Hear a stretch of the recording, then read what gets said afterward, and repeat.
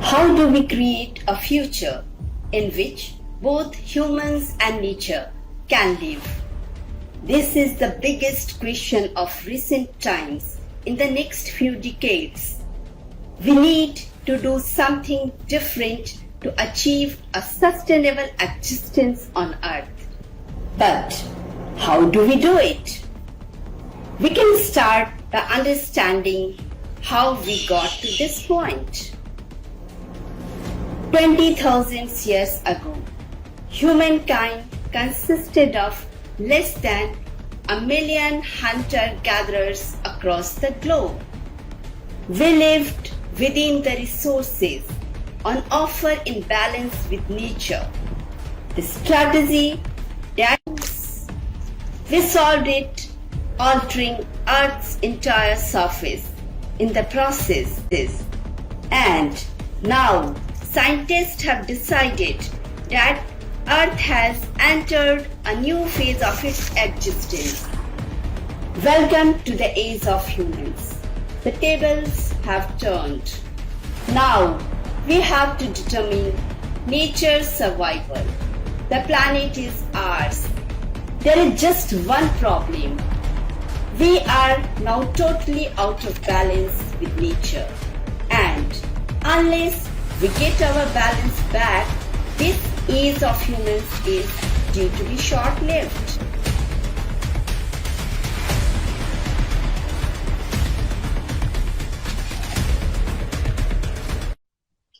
A very good afternoon to all joining us live. Today, Mount Literacy School Motihari is hosting a panel discussion on the most alarming issue of recent time, global warming. I am your host, Pammi Kumari. So let's begin. First of all, we need to understand what is global warming. So before the discussion begins, let's have a short look on this topic. Global warming is when the earth heats up. It happens when the greenhouse gases carbon dioxide, water vapor, nitrous oxide and methane trap heat and light from the sun in the earth's atmosphere, which increases the temperatures. This hurts many people, animals and plants. Many cannot take the change, so they die. This discussion will be continued. Our panelists are waiting, so let's move.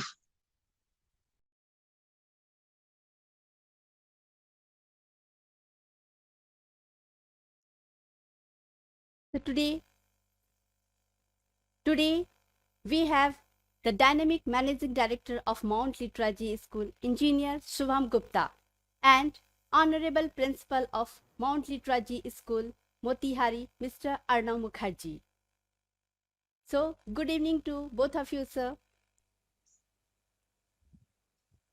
Very good evening, ma'am. Very good evening to ma'am and all the students. And I think everyone has joined this session. So, sir, with your permission, shall we move on? Yes, please. Thank you, sir. And we also have 4 panel members who are the student of Mount Literacy School, Motihari. Kritika Nayan, student of class 10th. Kumar Satyam, student of class 10th. Shivanshu Bhardwaj, student of class 10th. And Prerna Pandey, student of class 9th. So, good evening to all. And the glorious presence of our Managing Director, sir, and Principal, sir, has boosted up the confidence level of our Mount Literans. Isn't it, Mount Literans? Yes, ma'am. Yes. So we can see your confidence on with your facial expressions. Okay. So let's start and see how conscious our younger generations are about this international phenomena. So I start with my question is from Shivanshu. So Shivanshu, according to you, what is global warming? Ma'am, in a nutshell, global warming is nothing very complex. It's just heating up of Earth due to burning of fossil fuel and greenhouse gases releasing in mass. And if you see, due to greenhouse gases and greenhouse effect is playing a very massive role in the global warming because it is the biggest part, because greenhouse gases always trap the heat in environment and it causes the global warming at a mass level. So you can say global warming in a nutshell is just heating up of earth, which causes due to burning of fossil fuel and greenhouse effects. Okay. Kritika? Kritika? Yes, ma'am. Yes. So, Kritika, can you mention some most harmful greenhouse gases? Yes, ma'am. The most significant gases contributing to climate changes are water vapor, carbon dioxide, methane, ozone, and dinitrogen oxide, which are naturally present in nature, which will harm our planet so much when they will increase on our planet. Okay, thank you, Kritika. And now from Prerna. Yes, Prerna, how do these greenhouse gases released in the atmosphere? As these greenhouse gases are very harmful, are already told by our panelists. So I would like to mention that how they are released in the atmosphere. Yes. As the most harmful gas of a harmful greenhouse gas is carbon dioxide. It is the gas which is exhaled by the animals, including we human too. After this, the plants inhale this as they inhale this during the process of photosynthesis and then again do a process and give us back oxygen. This is a natural process which is there from the starting of Earth. But nowadays, carbon dioxide is really increased in our atmosphere. This is because the plants which takes the carbon dioxide and give us out oxygen are not there that much. We are doing the process of deforestation, and even the increased amount of burning of fossil fuels is the way how we are increasing the amount of carbon dioxide in the atmosphere. And the second gas which is there in that, which is a greenhouse gas which is released by people in the atmosphere, it's methane. Methane is emitted during the production and transport of coal, natural gases, and oil. As these are basic requirements of all the human beings. We use it as we are addict of it, natural gases and oil. We could not stop the use of these, but can minimize the use in the way which we can control the harms which methane gas does to our planet. Even methane gas is released in the atmosphere by the process of fossil fuels burning. And the third greenhouse gas, which is released by the people, is ozone. As this gas is already present in the atmosphere, but nowadays it is released in the air due to smoke from vehicles and factories too. It traps the heat energy reflected by the Earth's surface. For better understanding this ozone layer, how it affects, I would like to mention an example of a car. When a sunny day, we move with our cars and the windows are closed and even the AC, the condition is that the ACs are also closed. Then after some time, when the rays of sun are trapped inside our car, we start feeling suffocated and have some problems in breathing. It is because the car window traps the sunlight and the temperature inside the car is more than the temperature outside. These are the major greenhouse gases, how we release them in the atmosphere. Thank you. Very nice, Prerna. Okay, now my question is from Kumar Satyam. So, Kumar Satyam, What is the biggest cause of global warming in today's world? See, ma'am, there are many types of causes which is behind this problem, but I have concluded some major problem. The first problem is our fossil fuel. The massive use of fossil fuel is obviously the first source of global warming, as a burning coal, oil, and gas produced carbon dioxide, the most important greenhouse gas in the atmosphere, and as well as nitrous oxide, which is also increasing global warming problems. And my second is the deforestation. Our problem, biggest problem is the fossil fuel, but the cure is by planting the trees, and more we can make more jungles, more forest, but we are not doing this. Instead of that, we are cutting more trees on regular basis, which is increasing CO2 in the atmosphere and not curing the global warming. So deforestation is also a very big problem for us. Third is the waste disposal. Waste disposal in everyday life, we are using plastic on regular basis, but we are do not knowing that where to dispose that waste which is coming from plastic, because according to the science, plastic only decompose after 500 to 600 year in the ground.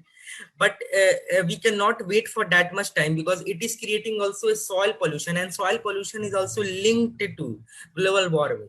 There are some management method like burying the plastic in the deep hole, deep earth, but because of the it takes huge amount of money, many of the companies and industries are not doing us, and we are also not doing these things. And my last one is the overconsumption. Overconsumption also plays a major role in climatic change.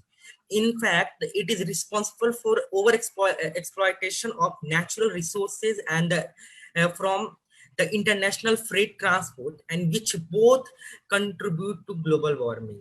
So these are my, according to me and my thinking, that these are the main causes of the global warming. Very true. Very nice. Okay. So from Kritika, yes, Kritika, can you explain what are the consequences of global warming? Yes, ma'am. As Satyam told us some of the causes of global warming, now these causes are having some consequences of global warming. Let's see some of consequences of global warming. If global warming increases, it can lead to higher death rate and melting of glaciers and ices. If global warming increases, it can change in agriculture cycle and it can also causes the flood. The one of the major causes or main consequences of this global warming is that it can change our natural climate, which will affect us a lot. Okay. And what is climate change? Is it different from global warming?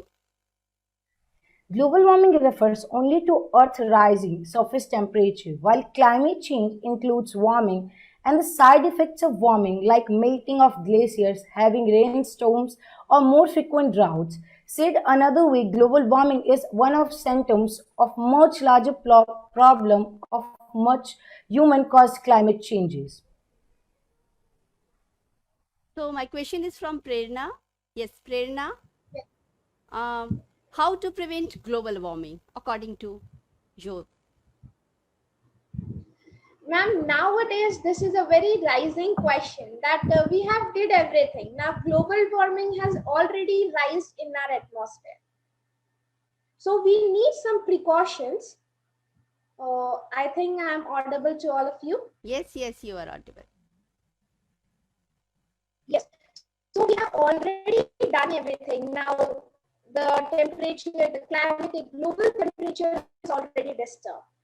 So the first way, which I think that we should and we can take by easily everyone, not only everyone, including me too, that we all are using ACs, refrigerators commonly nowadays. Can't we minimize the use of it? As we are using it 24 hours, can't we use it just for 20 hours? Slowly, the time gap which we are using it will decrease, and might, due to this, the destruction, whatever is done, by this global warming can also be slowly decreased.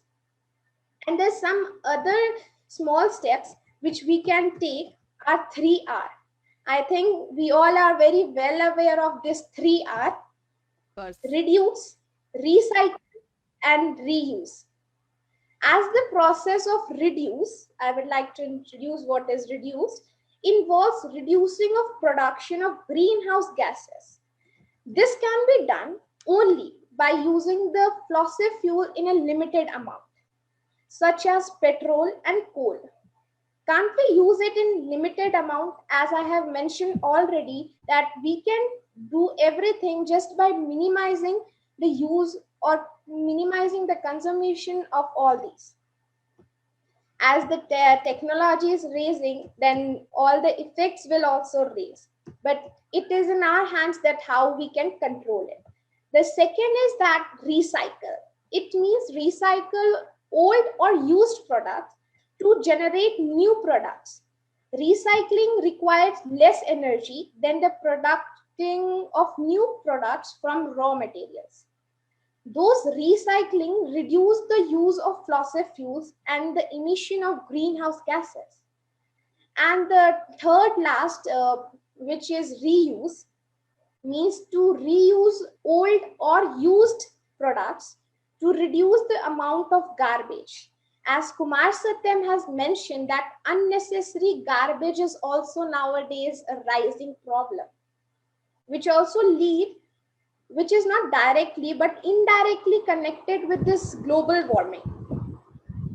So if we will start doing reusing of products, we not only save the earth from the burden of unnecessary garbage, but save the energy like fossil fuels which are required to produce new products, and this could lead to the decrease of global warming in the atmosphere. Thank you. Okay. So now next is Kumar Satyam. My question is from Kumar Satyam. Yes, Kumar Satyam. Why is it important to research and develop alternative fuel and energy sources? Ma'am, we are discovering alternative fuels because we have no options other than the coal and the petroleum, because we have done very big mistake by using the petroleum and coal on a very high level. But now we have to find some option to go against the global warming and save the earth. So alternative fuels are basically the non-conventional and advanced fuel, which is created by the nature only. So many scientists are founding it, but they have not found the success. At little bit they have found the success, like nuclear energy and hydro energy, but they are also not very much successful because they have also some flaws which can lead to very big disasters. Like example I give, nuclear energy is very good energy, but the one flaw of it, that the where we will throw the waste material of this nuclear energy, because it also contains ultraviolet substance, nuclear missile substance, and these type of things only, which can create very big chaos in the area where it is thrown.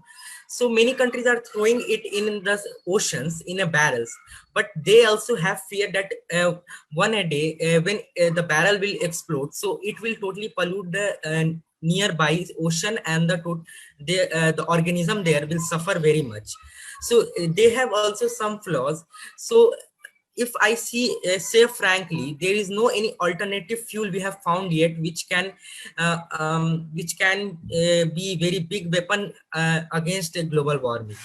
So we have to find it very quickly, that but it can be very late also. So we have to find it very quickly. Okay. So the next, Shivansu. Yes. So Shivansu, according to you, what is energy efficiency? Which energy is efficient in this world? Energy efficiency is a very common and a very simple term to understand. When something is using less energy to perform the same work, it is energy efficient. As Prerna mentioned, we use refrigerators, we use different kind of appliances, mainly refrigerators and ACs. These two appliances contribute most to the global warming.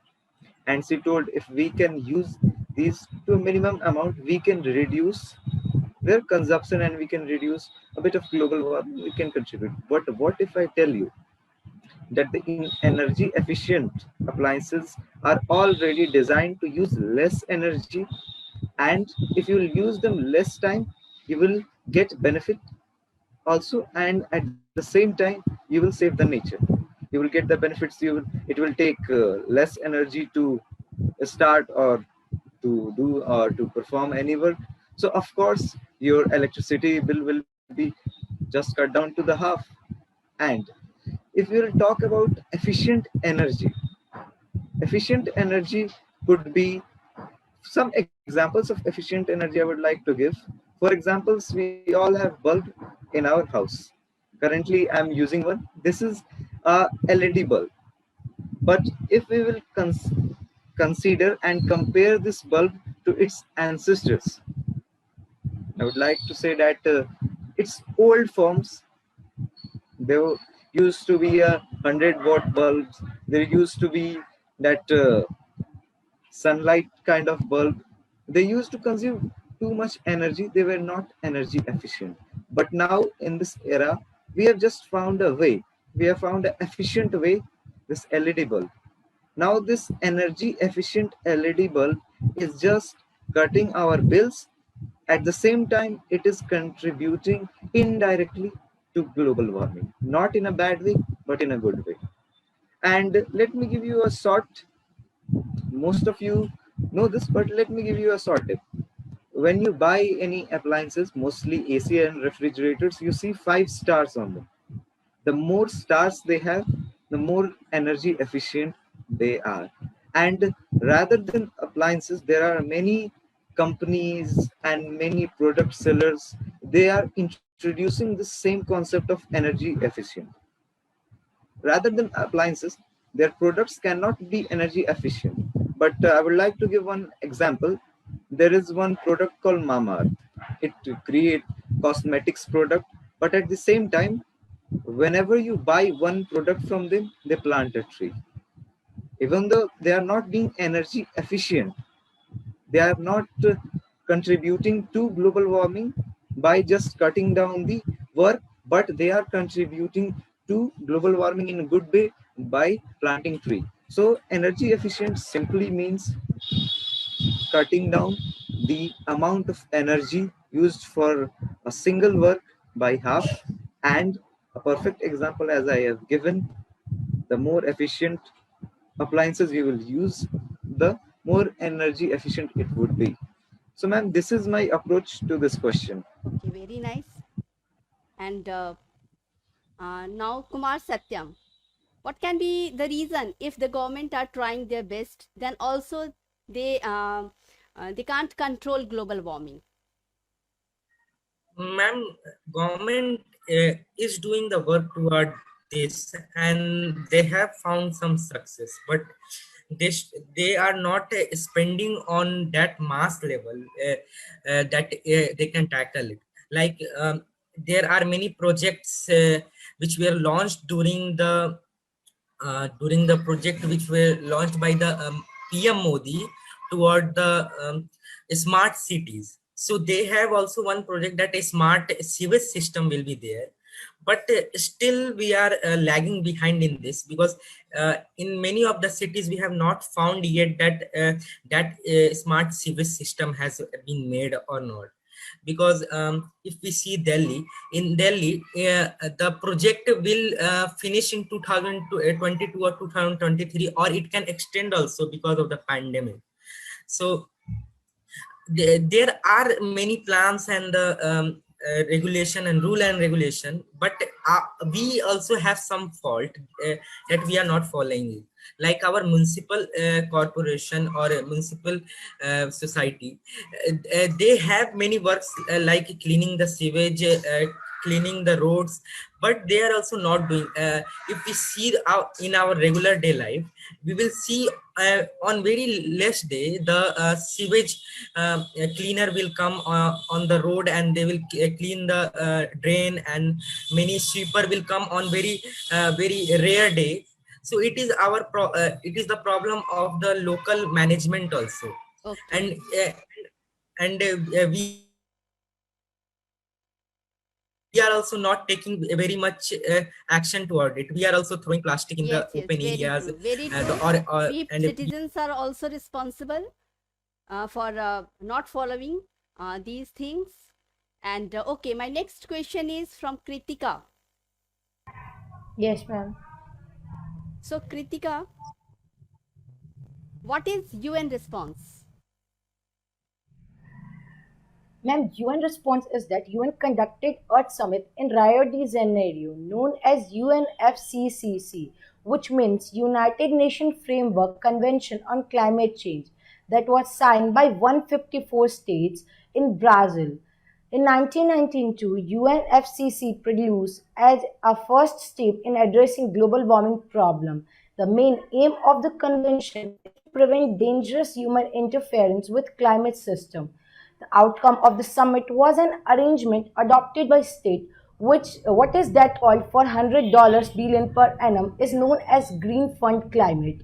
The Kyoto Protocols operationalize the United Nations Framework Convention on Climatic Change, and the Paris Agreement is a legally binding international treaty on climate change. Okay, Kritika, and as a student, what we can do to stop global warming? Ma'am, as a student, we can't stop the global warming, but we can take following measures to reduce the effect of global warming. Like we can conserve the energy in our environment. For conserving the energy, we can just switch off the light or the applications when it is not in use. We can just use bicycle or cycle to cover a short distance, or we can take a short shower when it is not needed to take a quite long shower. And second thing which we can do is to just convince the people around us to save the energy. Like we can ask the people to replace the incandescent with fluorescent light, and we can ask the people to keep their houses, or we can simply keep our houses at 68 degree Fahrenheit or less. Okay. Okay, thank you, Kritika. And so, before putting an end to this discussion, I would like to invite our Managing Director, sir, Principal, sir, to inspire our youth and upcoming generations with their inspiring golden words. So, Shubham, sir, over to you.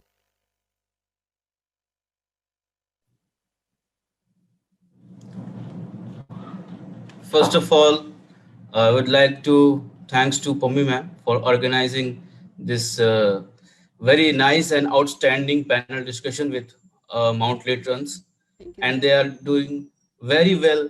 And I must appreciate all the efforts to the students and you, ma'am. It's amazing. It's very nice. Thank I'm you. happy to see my children here. Thank you so Shubham, sir. much. Thank you, sir. Principal, sir, over to you. Yeah, very good evening to all the students, and a heartfelt thanks and congratulations to Pammi ma'am for conducting such a beautiful panel discussion for the students. As per the discussion happened till now with the students, I can simply say, students, now you can easily understand that where do we, the Mount Literans, make a difference. We make a difference to make the people, to make the public aware regarding the important events, to make the people aware regarding the important incidents.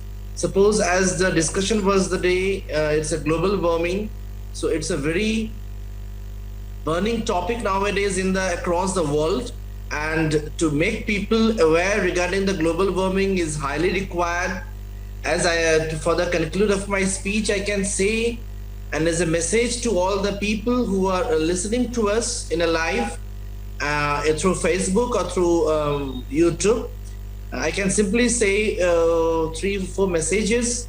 That recycle more, as the students you suggested, avoid gathering the garbages as much as possible, turn off the electronic devices for a few time as much as possible from your side, lesser your drivings, and after all, plant a tree.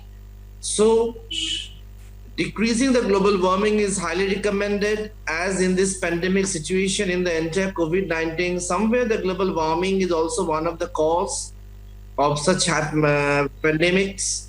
So again and again, heartfelt thanks to the malnutrients, to the students, for making such a fruitful and beautiful panel discussion along with your mentor, Mrs. Pammi Kumari, the biologist of our Mukherjee School, Motihari. Thank you. Have a wonderful evening ahead. Thank you very much. Thank you, sir. Thank you for being with us. I would like to conclude this global warming panel discussion by saying that the international communities, governments, and the citizens have to come forward to reduce carbon footprint, to save the planet for our future generation. All of us living here are the stakeholders of nature, and we are responsible how we take care of our environment. As the saying goes, charity begins at home. We have to start using biodegradable materials at our houses, reduce plastic waste, and other such changes in our lifestyle so that we can make an impact to reduce global warming globally. On that note, I would like to say goodbye to all of you. Thank you for joining us.